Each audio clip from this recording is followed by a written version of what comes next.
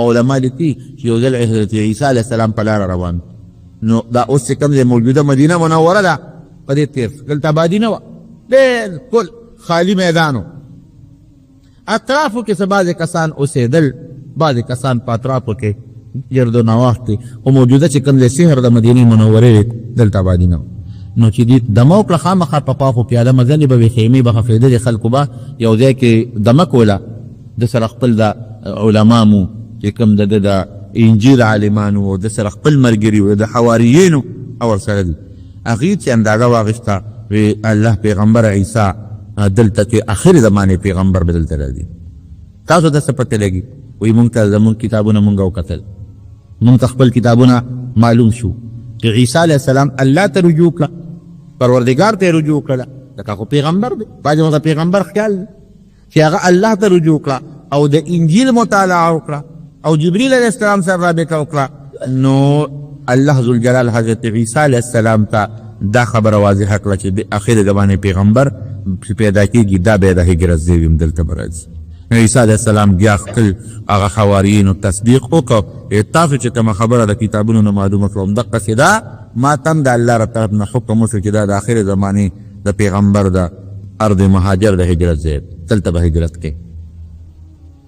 حضرت عیسی علیه السلام خپلو حواریینو ته دا اعلان وکړو دا خبره ښکاره او دا جلال الدین سیوطي خصائص کبرا کې تفصیلا ډېر واقعات پرې لیکلي دي بیا وروستو زمانه کې یو بادشاه تېرېده تبع د هغې بادشاه نوم خپل علاقه هغه سره هم د خپل زمانې علماو راهبانو پادریان دغه ځای کې اتفاقا هغوی دمه وکړه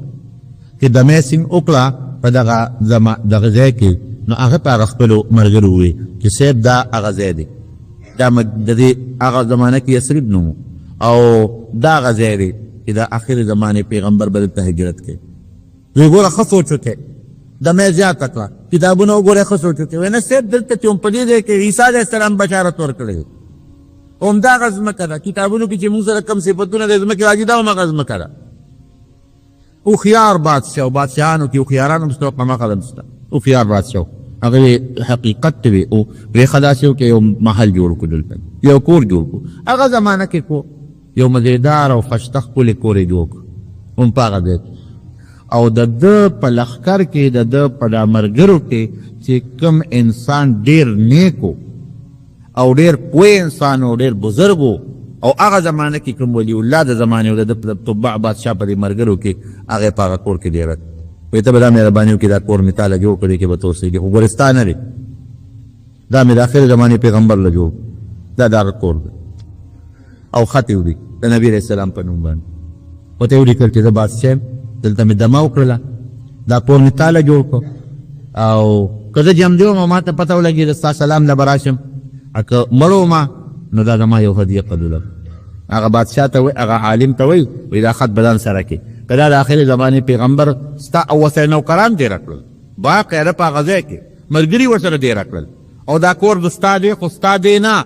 د آخرې زمانې پیغمبر که راغی دا به ورته پرېږدي دا د هغه کور دا خط به ورکړي او که چېرته ستا په ژوند کې وی رانغې نو زوی ته به دې وصیت کې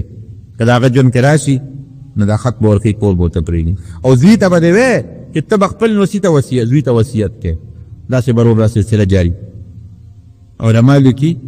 چې هغه دا ابو ایوب انصاري رضی الله عنه کې د نبي علیه السلام ته کور ته راغی دا د هغې عالم نوسی و کوم چې تبع بادشاه په کور کې ډېره کړو دا د هغه نوسی و او چې څنګه نبي علیه السلام مبارک هجرت وکړو او خط هم د سره و چې نسبا درته رسېدلی و نو نبي علیه السلام ته هغه خط ورکوي صاحب دا یو خط دی پشت در پشت ما ته د پلار نه هغه ته د خپل پلار نه هغه ته د خپل پلار نه هغه د خپل پلار نه دا یو خط مونږ سره امانت پروت دی نو زه طالبانو ته وایم چې دې نه دا معلومېږي چې په نبي علیه السلام د چې احسان راوونړي چې څوک دا ونه وایي چې ګورې پردي کور ته لاړ او پردي کور کې یو لس پنځلس شل ورځې تېرې کړې بیا خو خپل کور جوړ کړه نه خپل کور ته الله وله هجرت وکړه د بل چا کور نو مخکې نه وله رب العالمین مقرر کړی د ډېر مخکې نه دا د رسول الله صلی الله علیه وسلم د معروم عظیم شان لوی حیثیت الله ورکړی سړی حیران او دا حیثیت هسې نه میلاویږي محنت څومره کړی څومره محنت په پیغمبرانو کې ټولو پیغمبرانو دین دپاره محنت کړی دی خو زموږ نبي کریم صلی الله علیه وسلم چې څومره محنت کړی دی قسم دی دا د ټولو نه زیات دی د کافرو د مکې مکرمې مقابله کول طائف ته تلل او د کافرو د طرف نه په شا مبارک کې لرې غورځول او د مرۍ نه نیول او بیا د پلار نیکه وطن پرېښودل او جهادونه کول او د مدینې منورې نه تر مکې مکرمې پورې ځو جهادونه ته وا دا آسان کار نه دی. یوازې ګورې الله تعالی مهرباني ډېره ده خو الله تعالی د نبي علیه السلام له هغسې طاقت هم ورکړی هغسې رب العالمین قوت هم ورکړی هغسې برداشت هم ورکړی هر صفت باندې کامل په ظاهري صفاتو کامل دومره حسن چې دومره حسن د یو اچام نو د یوسف علیه السلام د حسن او د نبی علیه السلام د حسن هم زمونږ د کتابونو کې علماء موازنه کړې ده وایي چې د نبی علیه السلام حسن بل شانتې و د یوسف علیه السلام حضرت عایشې صدیقې نه ګر تپوس وکړه د یوسف علیه السلام خو چې د مصر ښځو ولیده نو ویل ګوتې یې پرې کړلې او نبی علیه السلام خو خسته و نو چا خو ګوتې پرې نه کړې ورته یې ګوتې سي وی د یوسف علیه السلام د مصر ښځو ولیده نو ګوتې یې پرې کړې او وی زما محبوب که د مصر ښځو لیدې وی نو سرونه به یې پرې کړي او یقینا صحابه د نبی علیه السلام په حکم او د هغې په محبت کې خپل سرونه قربان کړي دي که نه دي خپل وطنونه یې قربان کړي دي که نه دي قربان کړي خپل بچي نه دي قربان کوو دا د نبی کریم صلی الله علیه وسلم عظیم شان او لوی شخصیت او دا زمونږ دپاره باعث د خیر او د برکت دی چې الله پاک مونږ د دغه ښکلي پیغمبر امتیان جوړ کړي یو مونږ خو درخواست نه کړی که نه چې الله مونږ د دې پیغمبر امتیان جوړ کړه دا په الله خپل انعام کړی خپل احسان یې کړی خپل کرم یې کړی خپل فضل یې کړی او دا ځان د بله موضوع ده چې د نبي علیه السلام د برکت نه الله مونږ له څونه خیر راکوي دا ځان له موضوع ده ځکه یو حدیث پاک کې راځي د عیسایانو مثال هم ورکوي د یهودیانو زمونږ نه مثال هم ورکوي نبی علیه السلام فرمایي د یهودو داسې مثال دی لکه یو سړی مزدور ونیسي وایي ماښامه پورې به عمل کوې 1 روپۍ به در کوم دوی د نیمې ورځې پورې غرمې پورې عمل وکړي ستړي شي نور نشم کولی روپۍ دې والا روپۍ هم نالم خو نور عمل نشم کولی وتښتي نو بل سړی راولي هغه ته وایي دغسې وکړه دا مزدور خو تقلیف نه ده د نیمې ورځې نه مازدیګره پورې عمل وکړه نو تاله به روپۍ درکړم نه ماښامه پورې دا باقي عمل ته پوره کړه تاله روپۍ درکوم دې لګیا چې وایي مازدیګر مانځه وخت شي وایي بس ستړی شم نشم کولی روپۍ دې نه اخلم خو بس ما معاف کړه دې به وتښتي نو بل کس راولي نو هغه ته وایي وایي ده ته د مازدیګر نه ماښامه پورې عمل وکړه 2 روپۍ نو دې د ماښام لږ عمل شو که نه لږ شو 2 روپۍ وایي نو دا مخکې دواړه ورته وایي د یو مثال د یهودو د بل د عیسایانو وایي زمونږ عمل زیات و او د دې عمل لږ و 2 روپۍ دې وله ورکړې نو الله ورته وایي چې تاسو سره ما ظلم کړی چې څه شرط مې لګولی و خو هغه شرط ما تاسو ظلم درکړو خو تاسو هغه عمل نیم در پرېښود او دوی سره کوم شرط لګاو نه هغه پر وینه موږ سره ظلم نه لري شوی بذلک فضل یؤتیه من یشاء دا ما فضل چاله کې زیات ورکوم نو زموږ موده کمه ده عبادت کمزورې دي راکوټې دي اجر زیات د هغې عبادت زیات و اجر کم د هغې وخت زیات و اجر کم د هغې عبادت سخت و اجر کم هغې چې به غنیمت حاصل که نو هغې کې د خوراک نصیب به نو اور به راغې و به یې خوړه زمونږ غنیمت مونږ خورو د هغې مونځ به بغیر د عبادت خانې نه بل ځای نه کېده زمونږ مونځ عبادت خانه کې هم کېږي د پټي په پول هم کېږي د هغې به صرف او صرف په او دس نه بغیر به کار نه کېده هر ځای نه چې به وي اوبه به یې را پیدا کولې او دس به یې کو تیمم باندې مونځ نه کېده نبی علیه السلام فرمایي الله زمونږ ضعف ته وکتل زمونږ کمزورتیا ته وکتل زمونږ عجزۍ ته وکتل نو مونږ له ځمکه هم د اوبو په مثل کک اوبه ني په ځمکه هم تیمم والی شي دا د نبی علیه السلام مبارک برکت دی که نه دی یا چې عذاب به راغی نو ټول قوم به یې تباه کړه چا نه خنزیران چا نه بیزوګان په چا ځمکه بادوله شوه د نبی علیه السلام د برکت نه زمونږ نه دغه عذابونه ختم دي اتا دقه به راځي امت من حیث الامت په دغه عذابونو نه ختمېږي د هغې برکت دی زما ورو لږ محنت او ډېر اجر لږ محنت او ډېر اجر د چا برکت شو د نبي کریم صلی الله علیه وسلم هغې به مونځ کو ثواب به یو په یو ته چې مونځ کوې ثواب یو په لس دی هغې به روپۍ ورکړه نو ثواب به یو په یو ته چې روپۍ ورکړو نو ثواب یو په لس یو په 200 بلکې اخلاص چې زیات دی نو د هغې نه هم زیات الله اجر درکوي مونږ به څه کوو یوازې په دې خو هم تام نه کېږي دا ټیک ده باعث د خیر او د برکت ته چې څومره د نبي علیه السلام څوک صفت دی د خوشحالۍ خبره ده مونږ دپاره خیر او برکت خو مونږ به کوو څه مونږ به هم داسې کوو چې د نبي علیه السلام د دې شان قدر به کوو د هغه د دې عظمت خیال به ساتي د هغه د پیغمبرۍ قدر به کوو مونږ په خپل زړه کې که ناسې به قصې کوو اورو به وایه که نه هسې اورېدلو خو ټیک ده ثواب بلکل پکې شته عبادت دی د نبي علیه السلام صفت کول او صفت اورېدل عبادت دی مقصد نه دی، عبادت دی. مقصد څه دی؟ د هغه عظیم شان بدن ته مخکې کړي، د هغه عظیم حیثیت بدن ته مخکې کړي، د هغه ښکلې عقیده بدن ته مخکې کړي، د هغه بهترین اخلاق بدن ته مخکې کړي، د هغې ښایسته کردار بدن ته مخکې کړي، د هغې د دین لپاره څومره محنت مشقت دی بدن ته مخکې کړي، په دغه قدم به روان شي. اوس به پته ولګي که نه چې ستا په زړه کې د هغه قدر شته او که نشته. که ستا په زړه کې د رسول الله سم قدر وي، خو زما قدر چې چا په زړه کې وي او زه یې خوښ یم، خو زما خبرې به یې خوښې که به نه زما خبره به مني که به نه مني. او که نه زه ورته یم وروره دا کار وکړه او دې صادر به وګوري چې مړه خپل کار کوه، نو خو ما سره مینه نشته که نه، زما قدر د هغه په زړه کې نشته. نو که موږ د نبي علیه السلام په وینا عمل وکړو، د هغې کردار مبارک مو خپل کړو، د هغې اخلاق مو خپل کړل، د هغې شکل راته ښایسته ښکاره کړو،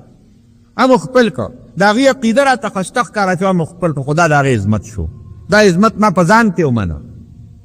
او که داسې مې ونه کړو نو صرف په خوله مې ومنو، په حقیقت کې مې ونه منو. نو خدای دې موږ هغه قوم جوړ کړي چې موږ په حقیقت کې د نبي اسلام شان او عظمت ومنو. نن په دنیا کې څومره مظاهرې وشوې او څومره چغې ووالو کې ډنمارک دی او د نبي علیه السلام مبارک دغه وشو بېعزتي وشوه، او د نبي علیه السلام چې دی نو د هغه خاطرې جوړې شوې او د هغه ګستاخي وشوه. امت لګیا دی بلکل، جومات په جومات، چوک په چوک، بازار په بازار لګیا دی، مظاهرین کېږي، جلوسونه هم کوي، جلسې هم کوي، او دا زموږ فرض هم دی چې داسې وکړو. لیکن د چا په طاقت چې داسې کېږي ناغلی ناست. ما پرون اخبار کته، افسوس مې وکړ، غټ افسوس مې وکړ. د قومي اسمبلۍ اجلاس زموږ وشو، حکومت زمونږه اسمبلي جوړه شوه، لیکن په هغه اسمبلۍ کې دا جوړت چا ونه کړ چې پاڅېدلې وي چې نوې اسمبلي خو جوړه شوه او د ټول ملک نماینده اسمبلي ده، ځکه د هر وزې ممبر پکې ناست دی. نو د نبي علیه السلام د ناموس پکې څه هم غږونه نه، دا نه وګورئ خبرونه به تاسو کتلي، اخبار به مو کتلي، شوي دي چېرته. دا قوم به د خدای نه خیر غواړي. یو کس پانسېد چا هم دا خبره ونه کړه چې وروره د نبي علیه السلام په لوی احسان دی. او د لومبۍ فیصله به موږ دا کوو په قومي اسمبلۍ کې چې ډنمارک سفارت سره تعلقات به قطع کړي، ججان به بحال کوو او فلانکې به کوو، ډنګرې به کوو، دا به کوو. د جج بحالېدل لویه خبره ده او په د نبي علیه السلام په ناموس جلا لویه خبره ده. دغه یې خوړلي دي او دغه یې به خورو. نو الله دې زموږ حکمران طبقه، که پاکستان دی او که عرب دی او که بل دی او که بل دی، هغې کې غیرت پیدا کړي. یوازې په جلسو په جلوسونو کار نه کوي. که زموږ حکمران طبقه کې غیرت وی او زموږ عرب او عجم مشرانو کې غیرت وی، قسم په خدای ډنمارک خو پوټې غوندې ښار دی چې د امریکا نه چې برطانیه ورسره یو ځای کې چې د نظام په شان یې ګستاخي ونه کړي. خو دا زموږ دا بې غیرته جنتا مې ملګري دي د مارونو. درود شریف به وایې په نبي علیه السلام ډېر. یو ما درته مخکې ویلو د حکومت سرکاري خو نن 12 ربیع الاول، او ممکن دا ما تاسو ویل چې ورځې پکې اندازه نشته چې پرواز خامخا دې میاشت کې، هره میاشت کې، هر وخت کې خدا د ولادت مبارک میاشت ده. نو تاسو بلکې د مولانا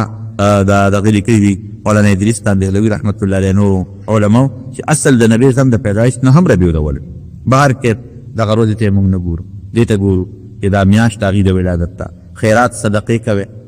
د خوشحالۍ اظهار وکړئ په خپل زړه کې. خوشحالۍ نه چراغونه بلوه چغې وهه، نه دا مطلب نه دی. او د هغې درود شریف وایه، صدقه کوئ ثواب، 2 رکعته نفل کوئ ثواب،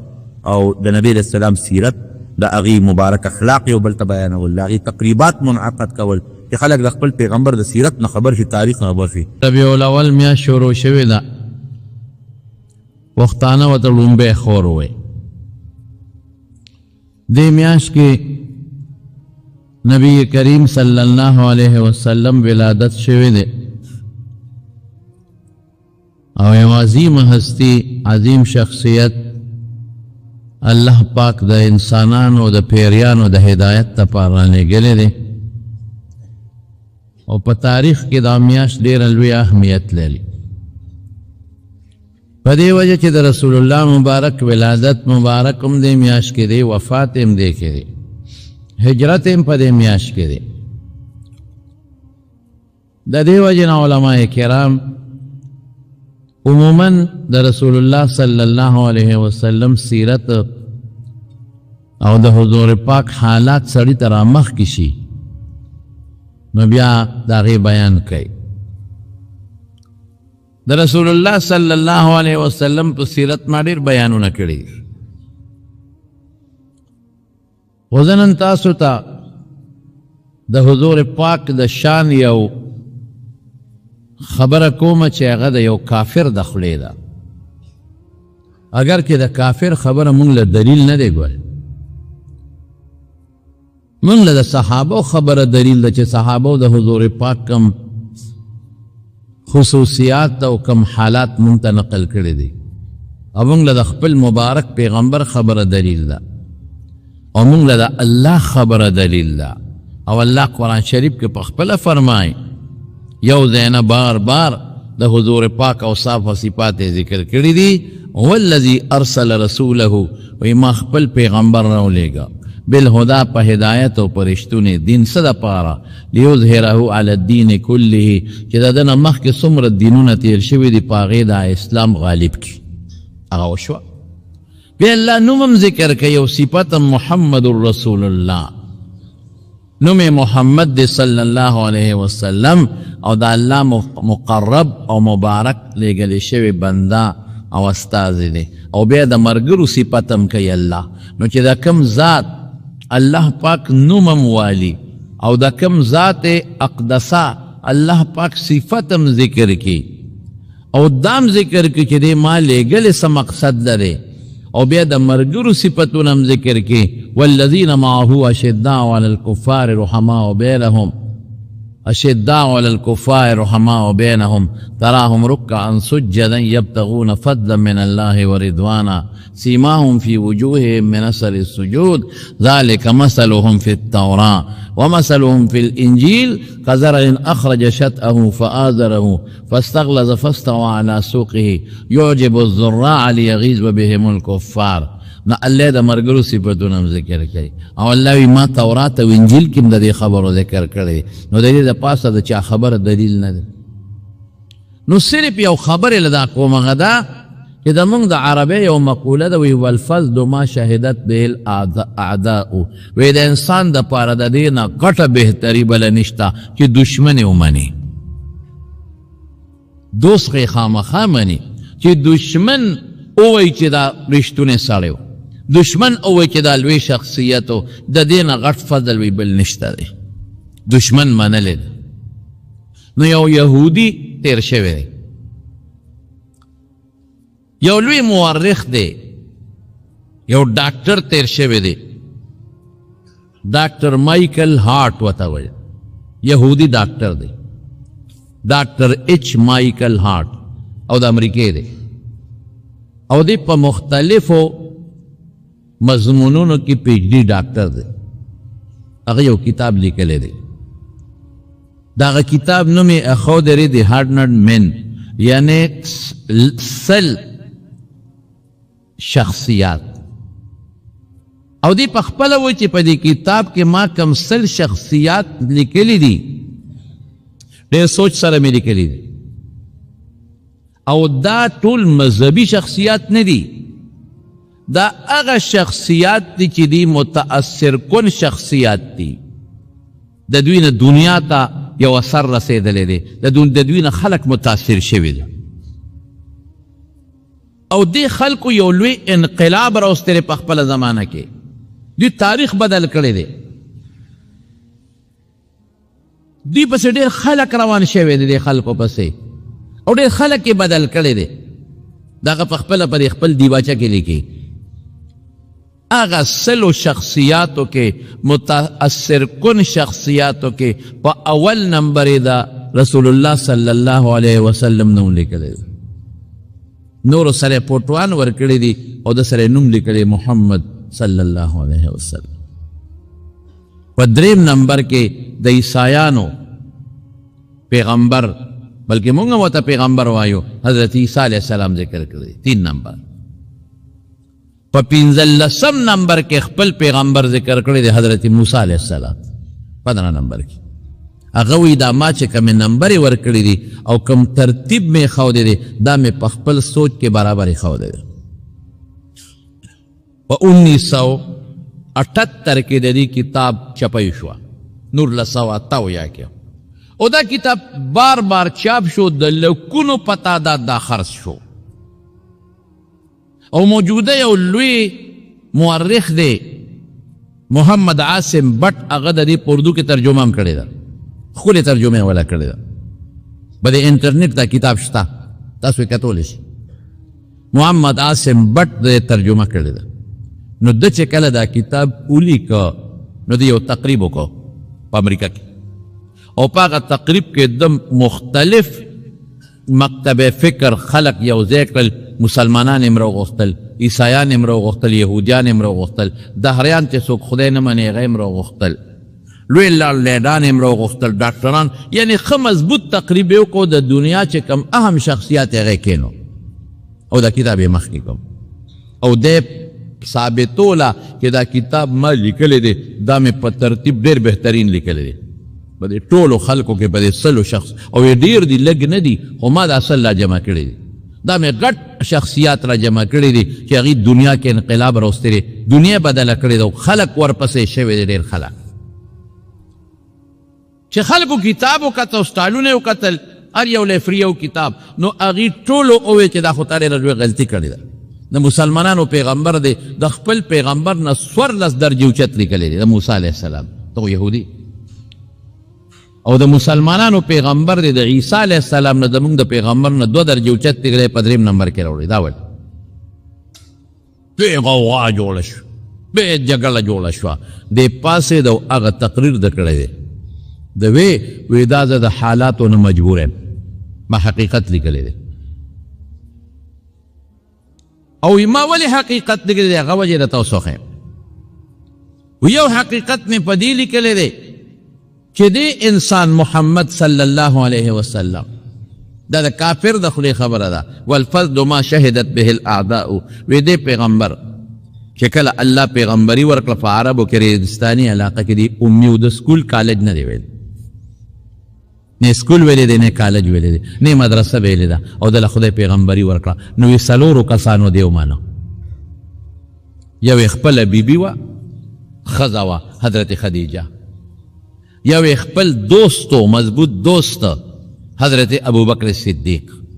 رضی الله عنه، یو یې غلامو زید ابن حارثه، یو یې د تره زوی حضرت علی. دې 4 کسانو لومبې ومانه. موږ هم داسې وایو، تاریخ هم دغسې.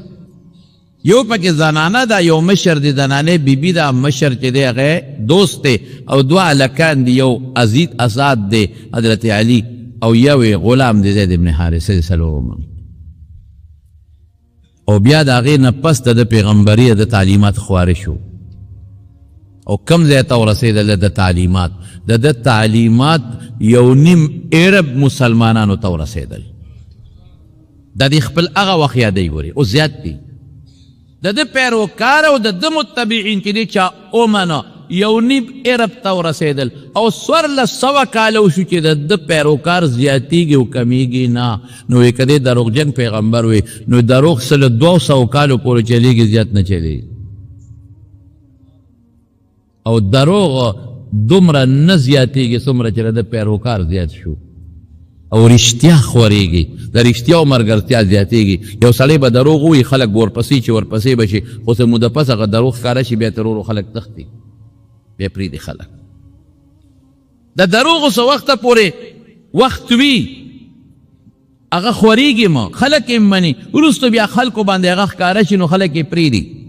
1400 کاله وشو چې د ده پیروکار، د ده منونکي خلک چې مسلمانان ورته وایي 1.5 ارب ته ورسېدل، او نور هم زیاتېږي. دا څنګه دروغ کېدی شي؟ دا دروغ نشي کېدی، دا رښتونی پیغمبر دی، دا مذهب او دا دین رښتونی دی، دا دروغ نشي کېدی، او دا زیاتېږي کمیږي نه.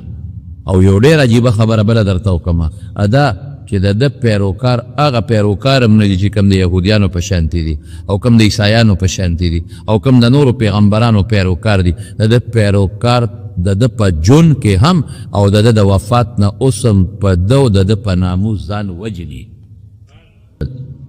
نن یو پاټی کې دی، خو چې وګورو چې دا لیډر کې خو زما دا چل دی، نو تښتې دی.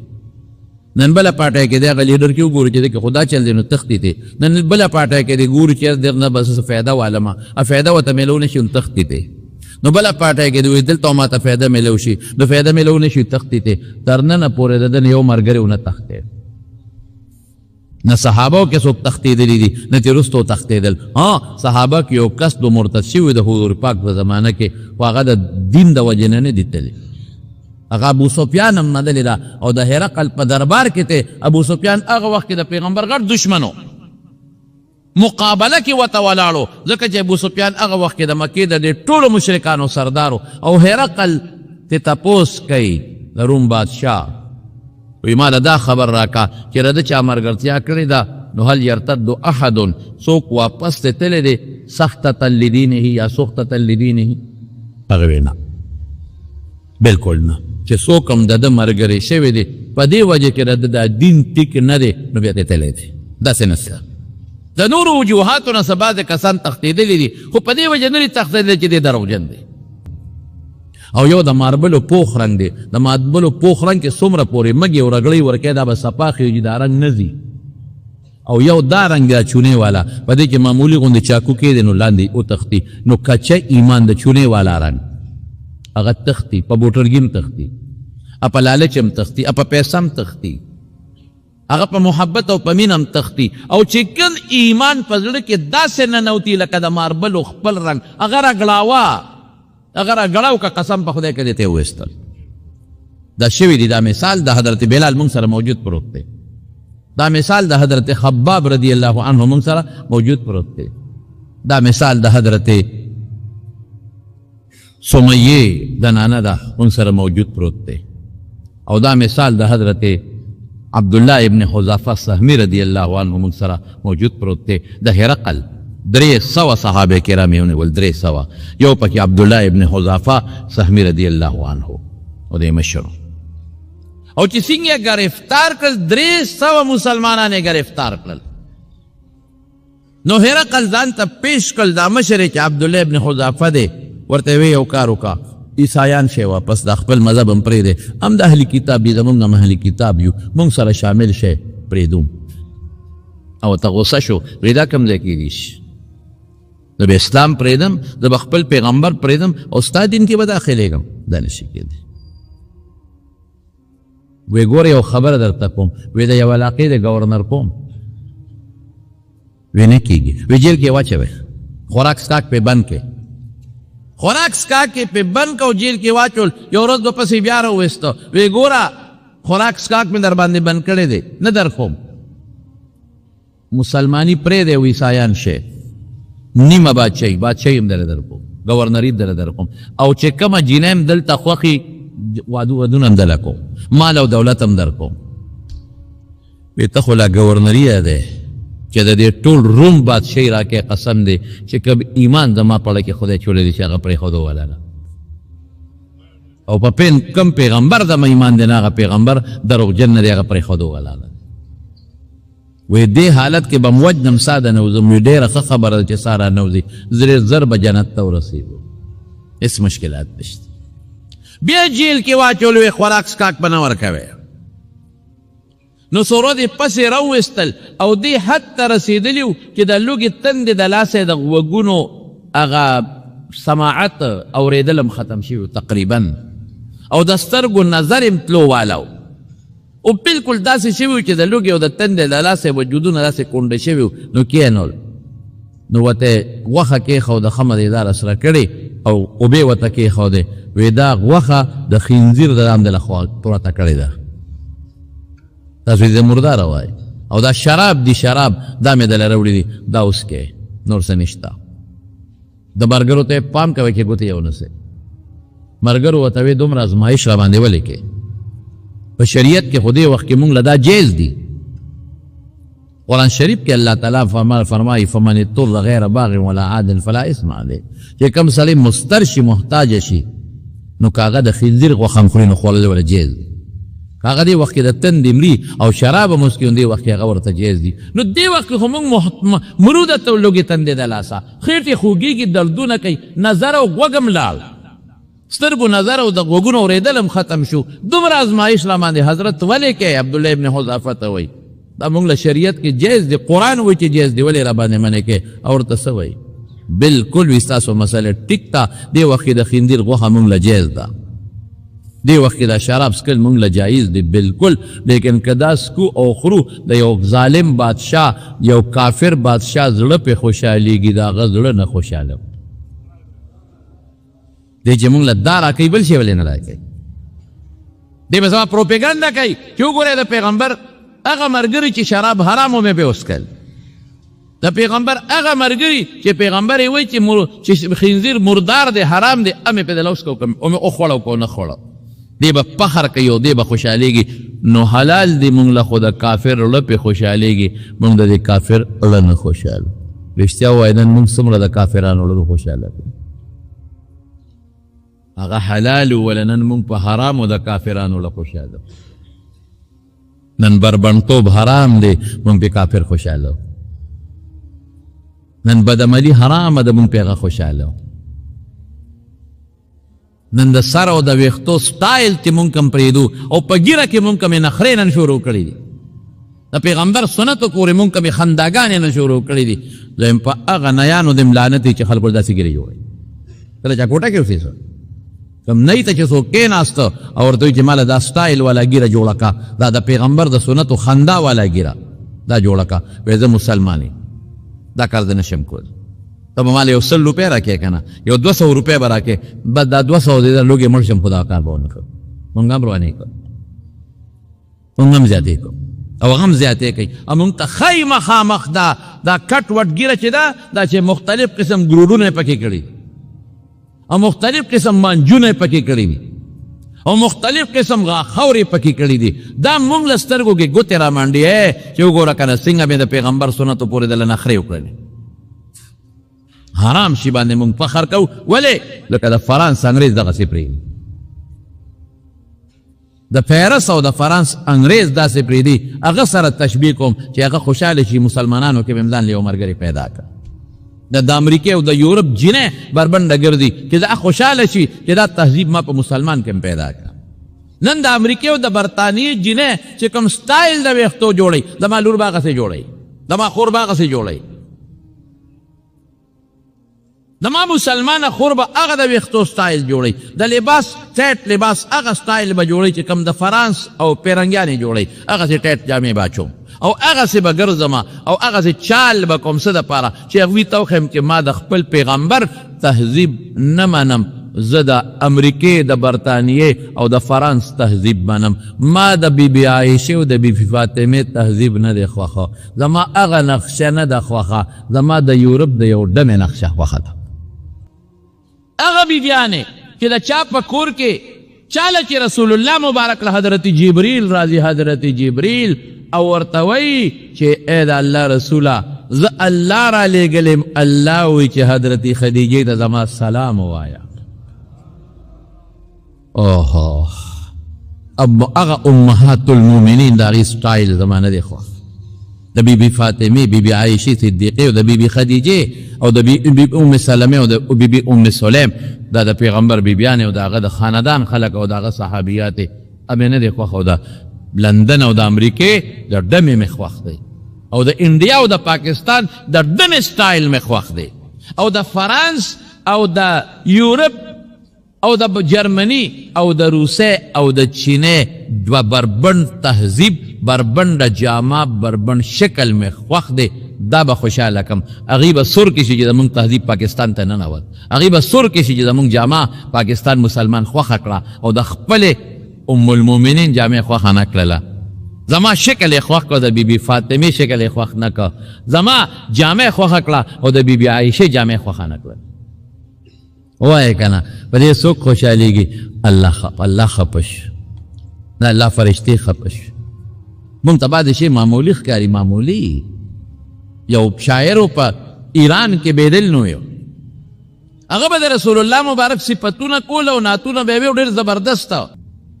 بعد وخت یو انسان د چا د کلام نه متاثر چې ملاقات ته ورته لاړ شي چې ملاقات ته ولاړ ایران ته لاړ ایران ته اول ته معلومات وکړل بیدل څوک ته وي دغه ځای اوسېږي چې ورغې دروازې والا ونه راووت یو سړی ګیره میرې نشته مکمل خیر دی وی بیدل سره مې کار دی وی زه بیدل یم وی ته بیدل وی او شاعر بیدل چې د رسول الله مبارک صفتونه دي کړي دي وی او وی زه خو انډیا نه ستا ملاقات لرالم ډېره ښه ده راځه چې کینو وی نه دا ته څنګه داسې کې ریش را میخه راشي ګیره خره او د پیغمبر صفتونه کې ما خو وی چې ته به ډېر ښکلې ګیره به دي او ښایسته دکه صفات او نعتونه او نظمونه دي ډېر زیات مزېدار دي عاشقانه دي دا ته څنګه عاشق یې او ورته څه وایي وی ریش را می خراشم ولیکن دین مسلمان را نمی خراشم وی گیره خریم خود مسلمان را نخریم اوس هم ډېر خلک دا و گیره خریم خود مسلمان زړه نخریم مسلمان ته تکلیف نه رسوم مسلمان ته ضرر نه رسوم ته خو مړه ګیره هم پرېږدې مسلمان ته ضرر هم رسوي شیخه تا خو غټه غټه ګیره هم نیولې ده هلکه دا ورته ګیره وایسې چې دا ضرر ورسوس ګیره خو چاته نه وایي ګیره دې په خپل دی د ثواب کار دی او ګناه دې په خپل دی ګناه ده ښه خبره ده چې چا ګیره پرېښوده ګناه دې نه کوي ګیرې سره بیا نامناسبه ده پټکې دې په سر د ګناه نه ځان ساته ما ورته وایي وی د چاړه نه خریم د مسلمان له نه خریم ریش را می خراشیم ګیره خریم ویښته خریم دل مسلمان را نه می خراشیم د مسلمان له نه خریم انڈیا والا وتسوی وی غلط گفتی دل رسول اللہ را می خراشی وی دروغ دی وی دا پیغمبر زړه دی خړایو دا پیغمبر لا خړای په دې پیغمبر خپکی نن مون څومره لکان بیډاوله ګرځي زه خو ته بیډاوله وې ټیټ جامې تنګې تروشي جامې او د جنکو په شان لباس او د جنکو په شان سر تا ته د محمد مصطفی تهذیب ښه نه ښکاري صلی الله علیه وسلم تا ته د پیغمبر مبارک شکل ښکلی نه ښکاري تا ته د پیغمبر مبارک جامه خشته نه ښکاري تا ته د پیغمبر مبارک د ویښتو سټایل خشته نه ښکاري د هغه مبارکې ګیره تا ته ښکلې نه ښکاري د هغه اخلاق درته ښکلې نه ښکاري دا څه کې په کوم طرف روانې سوچ وکړه سوچ بچې سوچ ته نه دی کړی دی بچې سوچ نه دی کړی که دی بچې سوچ وکړه دا به ټیک ټاک شي او دی لور دی خور سوچ نه دی کړی فکر یې نه دی کړی ته مسلمان یې نو تا ته د امهات المؤمنین سه ویښتو سټایل د جامو سټایل د ګرځېدو او پرده دا خوښ کا دا خوښ کا د انګریز مه خوښوه د یورپ مه خوښوه حرام مونږ نن خوښو انګریز هله خوشحاله و هغې به حلال چې و چې کوم به ورته یو وخت کې حلال و وی د کافرو نه خوشحاله و څه چلې ورسره وکړو وی ښه نه خورئ وی نه وی واچوئ جیل کې چې بیا جیل کې واچول بس تقریبا بې هوشی تقریبا نو راویې ویستل ورته یې وی ګوره اوس درته وایم ایمان او اسلام هم پرېږدی عیسایان شی پرېږدم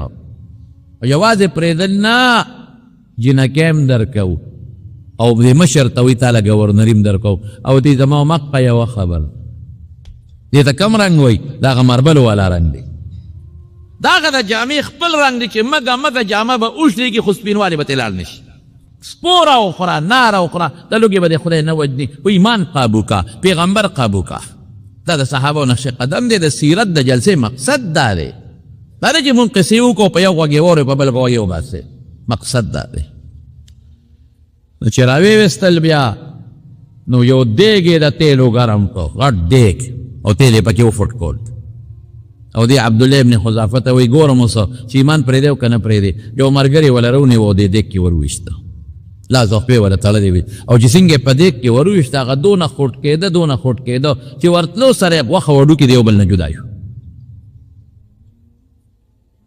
خطا یو ویش یې مو نه کړ دومره سخت ګرم تیلو خوټ کېدو والا نو عبدالله ابن حذافه حکم یې وکړ دله ملاس پې وتړی ور ویچوی وی دقسې دا 300 د لغون داسې وجنه او یا به ایمان پرېږدی عیسایي کېږي به چې عیسایي شوي ښځه هم در کوم او د ګورنري هم در کوم چې لاس پې وتړل دی په جړا شو هرقل وی صبر وکړئ ها ویرېده ځان ته یې مخامخ وي زه راته نه ګیرې شي ټینګېدي نیکبخت تاسې را باندې ملګري مړ کړ ګوره نه شي ټینګېدی وی نه زه خو په مرګ نه جاړم وی په څه جاړئ وی په بل شي جاړم وی وجود مې ډېر کمزوري شوی دی ډېر کمزور دی لوګو تندو عالمه اوس چې مې ور واچې په یو کش به رانه سوځي جاړم په دې چې ارمان زما په وجود کې زما د ویښتو عمره ساګانې وي او هره سا مې د اسلام او د محمد مصطفی نه دغسې قربان کړې وي لکه زما دې ملګري چې قربان کړه دا خو ما در یو مثال درکړه دا خو زه مثال در کومه دا بی بی سمیه دا مثال قایم کو دا حضرت خباب دا مثال قایم کو او دا په بدر کې او یو کسانو شهدا او دا مثال قایم کو او دا صحابه دا مثالونه مونږ ته قائم کړي، تابعین هم قائم کړي دي، اوس پورې ډېرو مسلمانانو الحمدلله د دین د قربانۍ مثالونه مونږ ته قائم کړي دي الحمدلله. نو هغه سوی ورته هغه یهودي مصنف مایکل هارف وایي چې یو د مذهب په ټوله دنیا باندې خور شو، یو نیم اربونه زیات خلک مسلمانان شو، دروغجن دونه تابعدار نه جوړېږي او دونه دروغ دین دونه پیروکار جوړېږي. او بل تر اوسه پورې د هغه دین خورېږي، دروغ دومره نه خورېږي، یو سل 200 کاله پس ختم شي او نه دروغ دین دونه خورېږي. او دویم څه دي د هغه ملګري د هغه نه قربانېږي، دا سیاسي د لالچ په بنیاد ملګري نه دي، ځان وجني ځان. او دې زمانه کې به الحمدلله چې مسلمان دی د پیغمبر په ناموس ځان وژني ځان. چې لږ معمولي غوندې ووري چې د پیغمبر مبارک توهین چا کړی دی، د پیغمبر مبارک په جامه چا لاړې تو کړي دي، قسم په خدای ځان وژني. هو زما د پیغمبر سپکه دی وی داسې مشته دی چې بچو سره تعلقات ختم کړي دي، ښځې پرېښي دي چې نه نه نه نه نه نه هر څه برداشت کوم، د خپل مبارک پیغمبر توهین نه برداشت کوم. زوی سوچه مسلمانو او راغې او پیغمبر مبارک ته کېناسته، وی د الله رسوله زه خبر شویم چې زما د پلار د مرګ اډر دی کړی، نو که زما د پلار د مرګ حکم دی کړي په بل چا یې مه وجنه په مې مړ کړه چې دې سر راوړم او ستا دې کور کې وغورځم. وی نه ما خو نه دي ویل، د هغې د پاسه لاړ او پلار یې د ګریوان نه ونیو او د څاروي نه یې راکوز کړه. وی بچې ته د ما زوی نه ویم، او ډېره مثالي مینه وه د پلار او د زوی. بچې ته د ما هغه خوږ زوی نه وی بابا یما، وی ما ګریوان نه دي ونیومه. وی تا رسول الله مبارک ته ذلیله ویلې دي. وی قسم په خدای چې اوس به دا ټکې وی چې زه ذلیل یم او پیغمبر مبارک عزتمند دی نو پرېږدم، یعنې سر د نه وه. وی زه ذلیل یم، انا اذل وهو اعز، او پیغمبر ډېر لوی عظمت والا ذات دی. وی بیا ووایه وی زه ډېر ذلیله او بیکاره شی او پیغمبر مبارک ډېر د عزت خاوند دی. وی بیا ووایه درېیم ځل یې پې ونه پرېښود. ایمان به دې ته وایي. دا مونږ لیدي دي، دا مونږ تاریخ کې پړاو کړي دي. په بدر کې حضرت ابوبکر صدیق زوی و عبدالرحمن د کافرو په صف کې و او مبارزې به کېدې. مبارزې دې ته وایي چې یک په یو به مقابلې کېدې، یو په یو.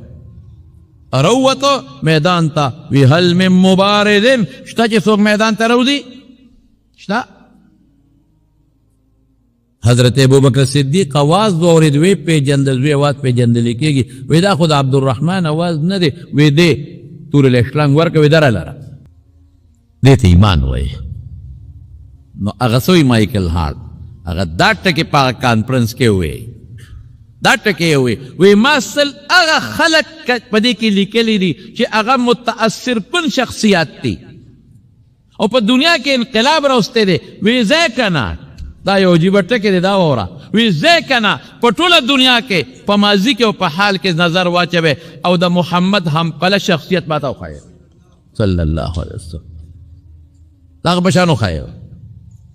ټول په امریکا کې په کانفرنس روم کې چې کوم لوی خلک و، ساینسدانان او پروفیسران او ډاکټران او یهودیان او عیسایان، ټول په یو ټس خاموشه کړل. وی وښایئ ماته د ده همپله شخصیت ماته وښایئ، وګورئ وښایئ د ده همپله. د په دنیا کې انقلاب راوستی دی، د دنیا بدله کړې ده، د تاریخ بدل کړی دی. د هغه خلک نیغ کړی دی، هغه خلک چې چا به لونه جم دی خښولی، د هغه خلک نیغ کړی دی چې چا به خپلو میندو سره زناکاری کوي، د هغه خلک دوک کړی او نیغ کړی دی چې چا خویندو سره نکاحونه کړي دي، د هغه خلک نیغ کړی چې مردارې به یې خوړی، د هغه خلک نیغ کړی دی او تهذیب ته یې راوستلی چې څوک به بربنډ ګرځېده. وښایه ماته داسې څوک. والله کافر دی خو د دین مطالعه کړې ده او د پیغمبر شخصیت یې پېژندلی، مونږ نه یې پېژندلی. وښایه وی داسې شخصیت وي ماته وښایه تاسو. او بیا څه وایي؟ یو ډېر عجیبه خبره کوي، بیا وایي یو کار یې کړی وي، وی انصاف یې څنګه قایم کړی دی. انصاف د هغې فاطمه نو د پیغمبر هم د لور په شان نوم یې فاطمه. نو چې رسول الله مبارک لراله ثبوت پې راغی، نو حضور پاک بې لاسې پرېږدي او د یو لوی خاندان سره تعلق و. نو خلق په یاره کې شو چې خدای پاکه دی غریب دی نه لاس پرې شي دا خو د غټ خاندان سره ټول خاندان یې واپس بل خوا لاړ نشي دشمنی جوړه نشي اختلاف جوړ نشي نو حضور پاک له د زید ابن حارثه د هغه الګ چې لومبې په پیغمبر ایمان راوړو او پیغمبر مبارک ورته خپل زوی ویلی و زوی په زویوالی نیولی و یو وخت دا هغه زوی اسامه هغه ولې سفارش کې راوست اسامه ډېر زیات وخت دومره خوښ و چې یو ځل حضور پاک سره په دې خپه باندې ناست و ماشوم و د رنګ هم تور وی د رنګه نو پوزه وبهېدله چې پوزه وبهېدله نو حضور پاک ولا پوزه پاکوله نو بی بی عایشه صدیقه ورته وایي د الله رسوله دا پوزه ته مه پاکوه دا به وله زه پاکه کړمه نو حضور پاک وایي نه عایشې پوزه به وله زه پاکومه احبیه د سره مینه کوه فاني احبه د سره زه مینه کوم اسې پیغمبر د غلام بچی نه پوزه پاکوي کم لاس باندې چې کم لاش حیثیت د الله د عرش نام اوچت دی هغه لاس باندې ولا پوزه پاکوي دا د پیغمبر شان و غلام سره او د غلامانو بچو سره کم انصاف کړی دی نو هغه اسامه ولا سفارش کې راوسته وی اسامه ورته وایي د الله رسول دا جینۍ پرېږده لاس ته یې مه پرې کوه فتنه جوړه نشي فساد جوړ نشي لوی خاندان لوده نو حضور پاک ورته غوسه شو تشفع فی حد من حدود الله د خدای په حد کې ته سپارشونه کې الله په حد کې چې د خدای حد قایم نه کړ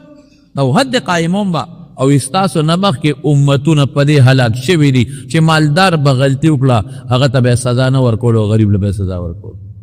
اوس هم ګورې داسې ده قانون غریب لري مالدار نه مردا سپارشو کې پرېږدي مالدار پیسې ورکړي رشوت ورکړي پرېږدي مالدار په حوالات کې یو شپه هم نه کوي غریب پکې ګرګړېږي غریب له قانون شته دغه ځای کې په لاره باندې روان دی او ګاډي پرچه وله زر ورکړي او مالدار نیغ روان دی د تر چاپلار سوکاله وای مالدار لکه پرچه ورکړي پولیس غریبانان د ټریفیک والا مجبور دي هلته ډي اس پي صاحب هلته کې مشران د ټلیفونو کې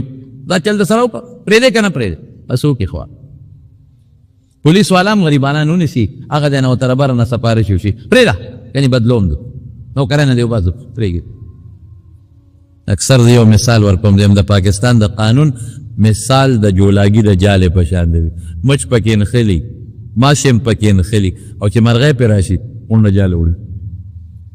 جاله غونډه یوسي بیا جالې پته هم نه لګي دغه زمونږ مثال مرغۍ راله غونډه جاله یو بشیر جان که پې ورغې خو زما په خیال چې جاله نه غونډه جالې وړي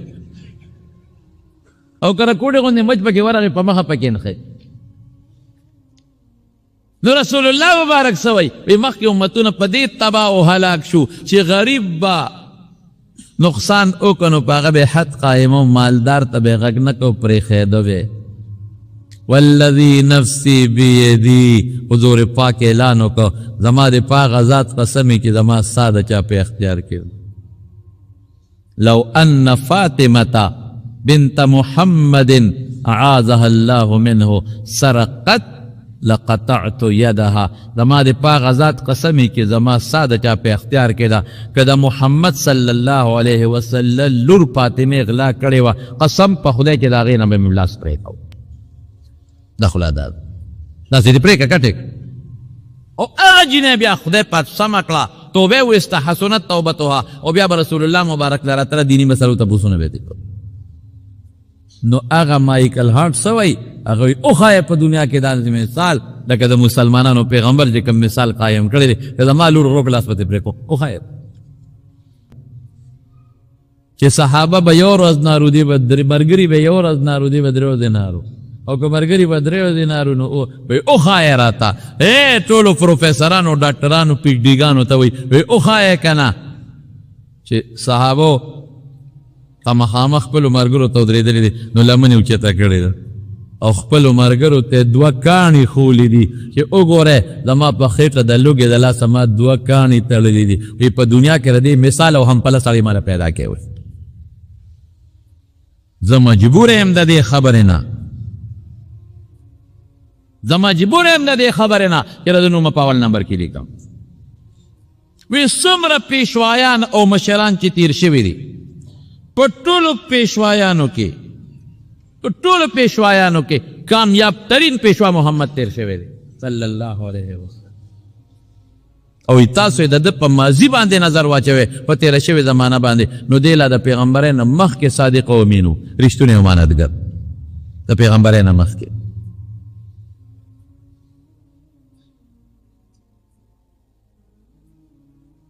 دا څوک دا خبرې کوي؟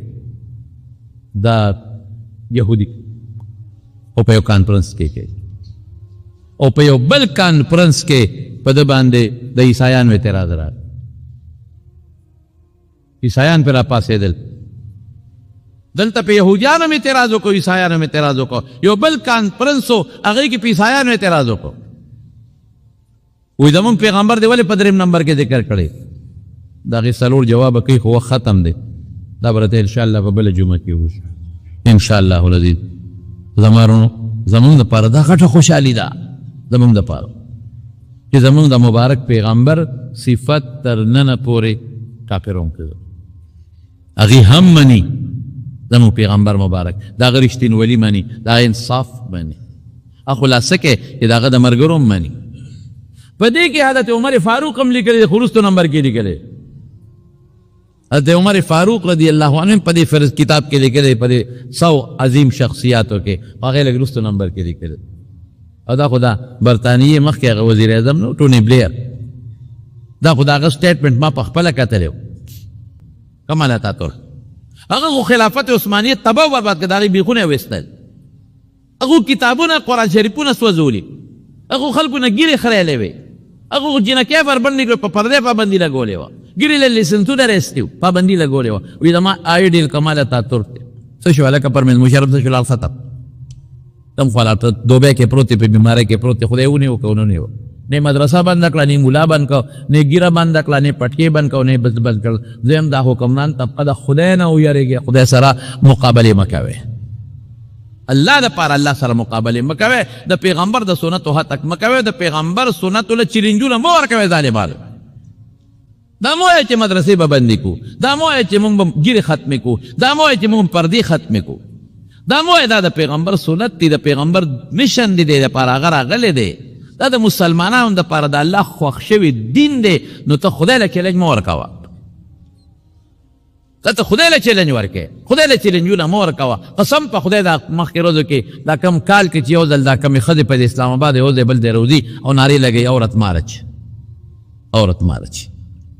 او دا چغې وباسي او وایي چې دغه زما بدن میرا جسم و میری مرضی. هغې څه وایي پردې پورې خنداګانې کوي، ټوکې کوي او څه وایي الله اکبر. قسم په خدای که زما په خولې راځي دا الفاظ. دومره ډاډۍ هغه جنکۍ د اسلام آباد په روډونو چغې وایي او وایي پردا ظلم ہے اے محمد سن لو.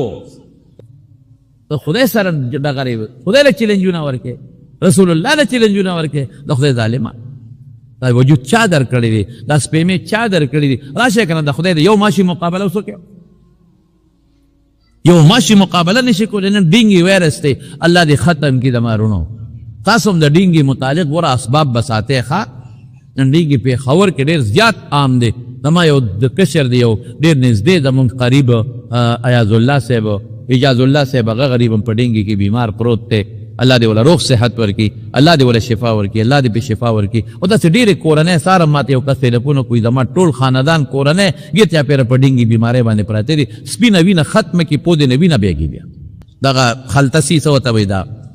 چې بچرداني استعمالوي. ولې چې هغه څوکې وخوړل په هغه کې جراثیم ورننوځي، چې بل ماشي پې سم هم کښېني نو سم هم هغه جراثیم ځان ته راکاږي، هغه هم ډینګي شو چې په بل کښېناست بل هم تباه کړي. تر ننه پورې تا د یو ماشي د خدای مقابله علاج پیدا نه کړی شو. ته به خدای له څه چیلنجونه ورکوې، ته د خدای رسول له څه چیلنجونه ورکوې، ته د خدای غضب له څه چیلنجونه ورکوې. خو دا د پیسو د لاسه مس شوي دي. صرف یو مشر ته یا یو مشرې ته پیسه میلاویږي نو په هغې مس شي، دا نور ورته اوچت شي او ملګرتیا ورسره شروع کړي. مونږ قسم په خدای که د یو ماشي د مقابلې یو، د خدای د قهر نه یو. الله دې د خپل قهر نه وساتي. مونږ د یو کټمل د مقابلې نه یو، مونږ د کورونا وایرس ته مقابلې نه یو. مونږ خپل علاج بیا نشو کولی، زمونږ ډاکټر زمونږ علاج نشي کولی. چې پریوزو یو ځل قسم په خدای که د ځان علاج بیا راځي. مونږ په هره ګړی کې رب العالمین ته محتاج یو. مونږ له دا ښکلی شکل الله را کړی دی، عزت الله را کړی، مسلماني رب العالمین را کړی، او د دې مبارک پیغمبر برکت دی. قسم په خدای د حضور پاک برکت دی. دا د رسول الله مبارک او داغه درول شي دین د برکت نه، دا زمونږ ایمان او اسلام داغه د برکت نه دی. خدای دې په دې قایم او دایم وساتي. نو د دغه بله کانفرنس خبره به انشاءالله وقراله بله جمعه به وکړم. دعا وکړئ او یو دا مهرباني کوئ، د دې میاشتې پورې هېڅ تخصیص نشته. هر وخت وای او بالخصوص د رسول الله مبارک ذکر راغی او درود شریف زیات وای ها هر وخت په الله تسبیح باندې درود شریف وای په دې پیغمبر خوشاليږي په دې الله خوشاليږي په دې مترل اجر ملاويږي دوه کې چې کم مریضان دي په دې ډینګي کې مبتلا دي الله دې روغ صحت ورکړي کورونا کې کم مبتلا دي الله دې غویلم روغ صحت ورکړي الله ته مونږه باندې رحم وکړي په مونږ کرم وکړي مونږ د خپل غضبونو فتنو آفتونو په دواړو جهان په امن او امان کې وساتي خدای د دواړو جهانو خیرم نصیب کې او د دواړو جهانو د شرونو د فتنو نه په امن او امان کې وساتي الله چې کوم بیماران دي روغ صحت ورکړي قسم قرضداران قرضونه اخلاص کې د چا روزي تنګه د فراخ روزي نصیب کې الله د چا بچی نشتا یا الله نارینه اولاد ورکړي نارینه اولاد ورکړي د چا شتا او نارینه اولاد دي ته نارینه اولاد ورکړي کوم ولکانو جنکو رښتې نشته خدای صالح رښتې ورکړي چا د څومره ټینشنونه دي پریشانې دي خدای ټینشنونه پریشانوي په خوشاله بدل کې زموږ د جمعه ته د لری نه باندې دوستان راځي خدای ته په یو قدم اجر نصیب کړي ما یو دوست په دې ابو زهبه کې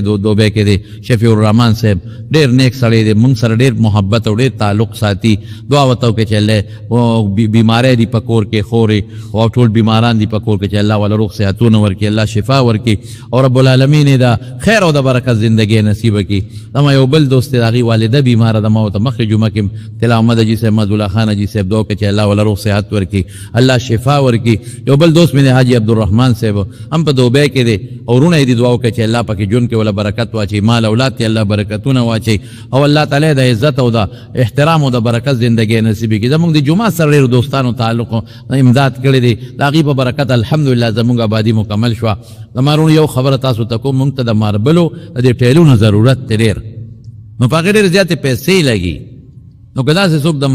ماربلو څوک د تعلقدارانی نو خیر دې مونږ په بیا والو یا ټیلونو والے مونږ په بیا والو خو یو بوټي لګه گزاره را سره پرېټو په نرخ کېو کی نو کدا سوکی بیا ما سره یا فایض احمد مولوی صاحب سره لګا رابطه ونیسه د محراب مونږ له کلاو جوړ کو چې خوندور شي مزیدار شي او خسته شي دا غلطه کې د بجلو تنظیم دی د ټیلونو تنظیم مونږ ته پاتې دی دعا وکړه چې الله دا باقی کارم په خیر مکمل کړي او چې چاره سره پکې مدد کړي دی یو زنانه د زمونږه د بار ملک نه هغه امریکای نه ما سره کله کله رابطه کوي سلګي غونډې پیسې ابلو دوی چې زړه لګم جمعه ته پاره را لګري دی لګي شانته هغه تم دوه کې خدای پاک د صدقه د خیرات قبول کړي الله د بچو حفاظت نصیب کړي او الله تعالی بچو له خیر او د برکت عافیت زندگی ورکړي د بچو د سر صدقه غوي ما د پر دعا کې د ما بچین وسی چې الله پاکي د فتنو آفتونو مصیبتونو نه مان کو ساتي الله دې وساتي الله دعاګانې قبول کړي برحمتک یا ارحم الراحمین دې عمرګری وفات شوی دی الله دې مغفرت نصیب کړي الله دې مغفرت نصیب کړي دا دلته مفتی آباد کې د موږ د شمشلق لاله زوی وفات شوی دی دعا وتاو کې چې الله تعالی ولا مغفرت نصیب کړي وارثان له صبر ورکړي او زمونږ د مردان سربلند خان جی صاحب دوه ماشومان بیماران دي هغه تم دوه کې چې الله روغ صحت ورکړي او دا غیر ور د ډاکټر بخپلن صاحب زما ډېر ښه دوست دی هغه تم یو بوډۍ لږ تکلیف پیښ شوی دی هغه تم دوه کې چې الله ولا روغ صحتونو او شفا ورکړي دلته یو مرګري د مشغول هغه زوی بیمار دی اکرام خان مور بیمار دی سیزو الله تعالی دې دواړو له شفا ورکړي او الله دې روغ صحتونه نصیب کړي